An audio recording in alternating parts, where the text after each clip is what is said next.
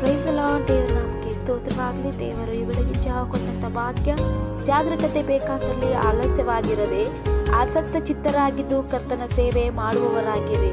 ರೋಮಾಪುರದವರಿಗೆ ಬರೆದಂತಹ ಪತ್ರಿಕೆ 12ನೇ ಅಧ್ಯಾಯ 11ನೇ ವಚನ. ಈ ವಾಕ್ಯ ನಂಬಿಕೆ ಉಳ್ಳವರು ತಮ್ಮ ಆತ್ಮಿಕ ಜೀವನದಲ್ಲಿ ಸಕ್ರಿಯವಾಗಿರಬೇಕೆಂಬುದಾಗಿದೆ ಪ್ರಿಯರೇ. ಹೌದು ಪ್ರಿಯರೇ, ಜಾಗರೂಕತೆ ಬೇಕಾದಲ್ಲಿ ಆಲಸ್ಯವಾಗಿರದೆ, ಅಂದರೆ ದೇವರ ಸೇವೆ ಮಾಡುವಾಗ ಸೋಮಾರಿಗಳಾಗಿರಬಾರದು. ಉತ್ಸಾಹ ಮತ್ತು ಶ್ರದ್ಧೆಯಿಂದಲೂ ದೇವರ ಕೆಲಸ ಮಾಡುವವರಾಗಿರಬೇಕು ಪ್ರಿಯರೇ.